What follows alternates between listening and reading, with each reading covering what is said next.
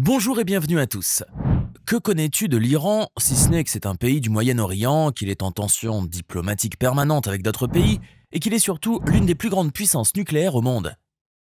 Au vu des péripéties qui ont eu lieu ces dernières heures, il serait intéressant de nous pencher sur ce pays encore peu connu.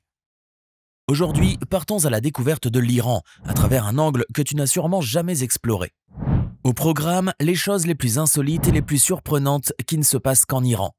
De ses traditions ancestrales aux innovations les plus modernes, prépare-toi à être étonné. On commence avec la fête des Yalda. Imagine la scène, une soirée où tout le monde se réunit pour manger des pastèques en plein hiver. C'est la fête de Yalda, la plus longue nuit de l'année, célébrée par les locaux en dégustant des fruits d'été et en lisant la célèbre poésie de Hafez. Tu me diras, comment se débrouille-t-il pour avoir des pastèques en plein hiver? Ce à quoi je te répondrai, j'en ai strictement aucune idée. Savais-tu que le terme Iran provenait du mot persan Arya, qui signifie terre des Aryens? Ce mot faisait référence au peuple indo-européen ayant migré vers cette région durant le 2e millénaire avant notre ère. Le pays possède une histoire dense et complexe, marquée par une succession d'empires et de dynasties au fil des siècles. Au cas où tu ne le saurais pas, l'Iran se caractérise par une grande diversité climatique, bien que près de la moitié de son territoire soit soumise à un climat désertique sec. Ces régions reçoivent moins de 10 cm de précipitations annuellement, ce qui les classe parmi les zones les plus arides de la planète. Les conditions climatiques y sont extrêmes, avec des étés torrides et des hivers rigoureux. Néanmoins, ces déserts sont le refuge d'une faune riche et variée, incluant des espèces telles que le léopard de Perse, le guépard d'Asie et la chèvre sauvage. La rivière Karun est l'unique cours d'eau navigable en Iran, praticable sur certaines sections pour de courtes distances.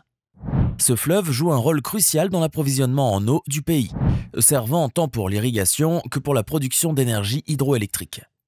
En tant que plus grand fleuve d'Iran, il serpente à travers les provinces de Khuzestan, Char Mahal et Bakhtiari, ainsi que l'Orezstan. Historiquement et culturellement significatif, le Karun a longtemps constitué une voie commerciale essentielle, influençant profondément le développement de la région.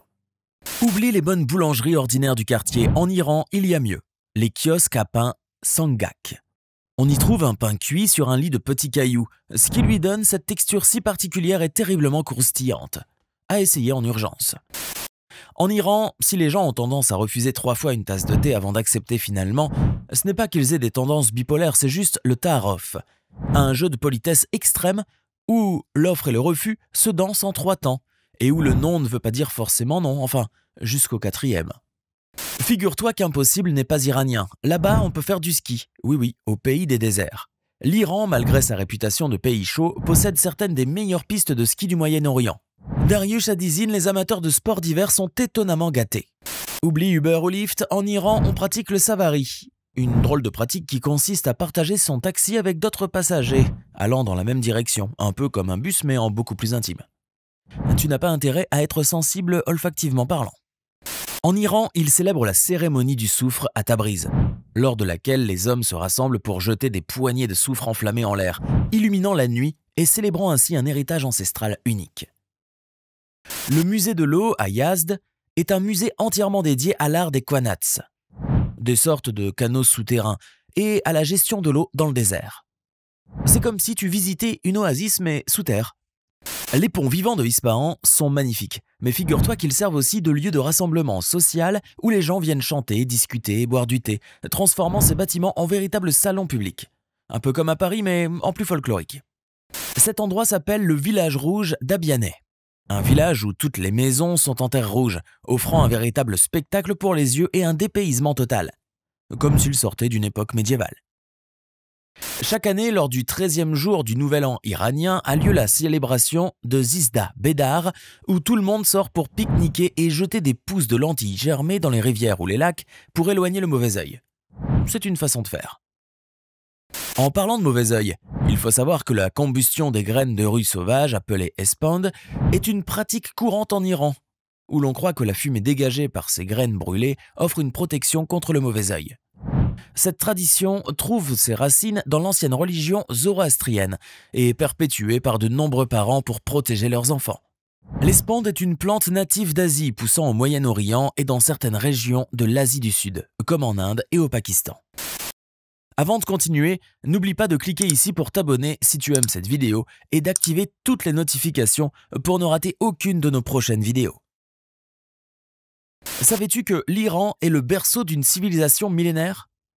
Terre au passé profondément riche, ce pays abrite une des civilisations les plus anciennes du monde, avec des racines remontant à plus de 4000 ans avant Jésus-Christ.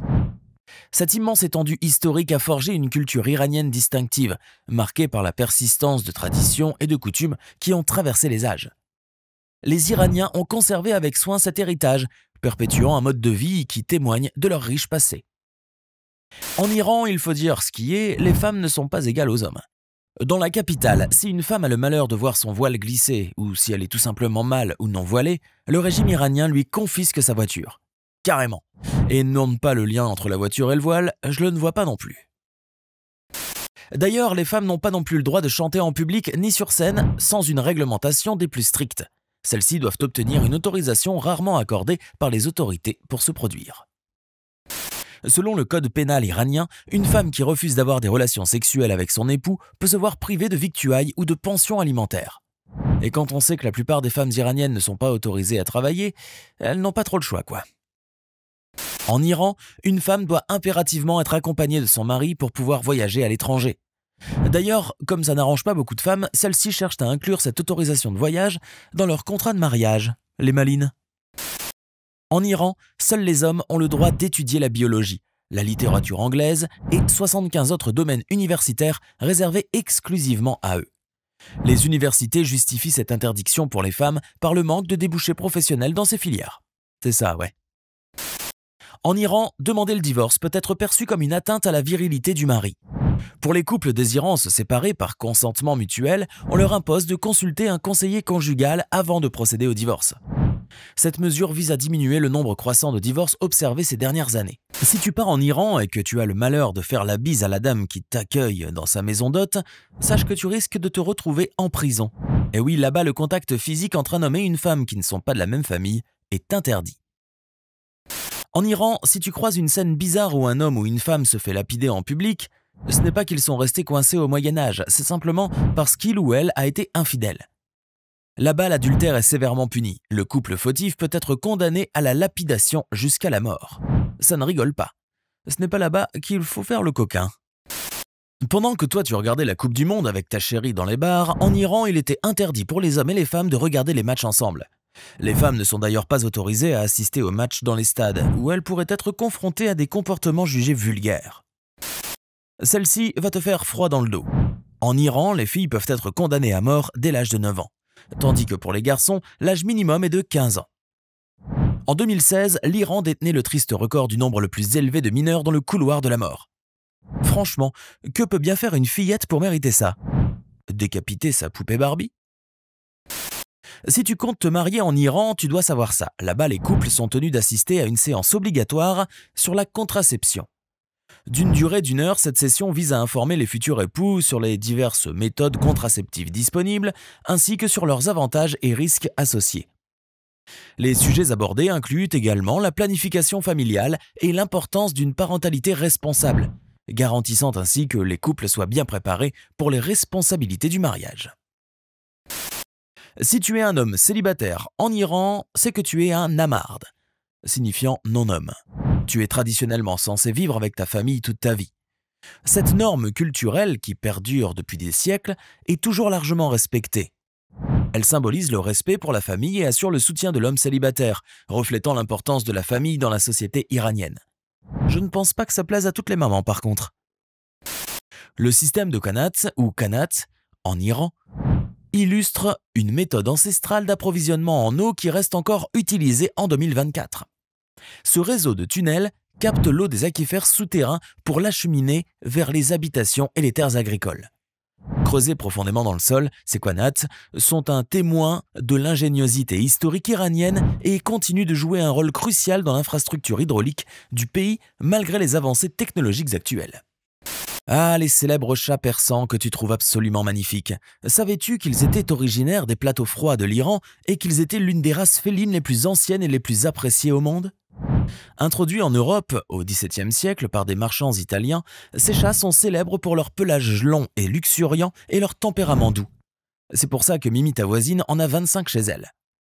Ce n'est pas une nouveauté pour toi, les tapis persans sont les tapis les plus prisés du monde. En revanche, savais-tu qu'en 2007, l'Iran a dévoilé un tapis exceptionnel, le plus grand tapis fait main au monde, destiné à une mosquée des Émirats Arabes Unis. Pesant 21 tonnes et couvrant une superficie de 5600 mètres carrés, ce tapis est une prouesse d'artisanat, démontrant encore une fois le savoir-faire et la détermination des artisans iraniens. Et justement, en parlant de tapis, cette information va t'étonner. Les tisserands iraniens, réputés pour leurs tapis exquis tissés à la main, intègrent volontairement une erreur dans leur œuvre, manifestant leur croyance que seule la perfection appartient à Dieu. Cette pratique humble et traditionnelle, perpétuée depuis plus de 2500 ans, symbolise le respect profond pour le divin et enrichit le patrimoine culturel de l'Iran. Si tu pars en Iran et que tu assistes à un heureux événement, mariage, naissance d'un enfant ou achat d'une maison, ne sois pas étonné que l'on t'offre de délicieuses pâtisseries à déguster. C'est une tradition. On demande à chacun de contribuer à l'achat de ces douceurs, quel que soit l'effort requis, pour célébrer ensemble ces moments de joie souvent accompagnés de thé. Et crois-moi, leurs pâtisseries sont à tomber. Si tu te trouves en Iran, ne sois pas étonné si tu remarques que tout le monde claque des doigts. Le claquement de doigts, appelé bekshan, est une tradition culturelle iranienne fréquemment pratiquée lors des célébrations telles que les mariages. Il existe plusieurs techniques pour claquer des doigts, chacune produisant un son distinct. La méthode la plus courante consiste à créer une tension entre le pouce et un autre doigt, puis à libérer ce dernier rapidement pour qu'il frappe la pomme, produisant un son similaire à des applaudissements. Quand tu es iranien, tu ne dis jamais non, mais tu fais comprendre ton refus d'une autre manière. Les Iraniens ont des manières uniques de dire non sans utiliser le mot lui-même. Ils peuvent simplement lever les sourcils et produire le son « nch », qui est entendu comme un non. L'homme près de qui tu es passé tout à l'heure et qui parlait à son fils en l'appelant papa t'a étonné, n'est-ce pas? Eh bien, sache qu'en Iran, il est curieusement fréquent que les parents appellent leurs enfants maman ou papa. Ce n'est rien de plus qu'une marque d'affection remplaçant le traditionnel chéri. Maintenant, dis-nous dans les commentaires ce que tu penses de ces choses qui ne se passent qu'en Iran et n'oublie pas de cliquer ici pour regarder une autre de nos vidéos.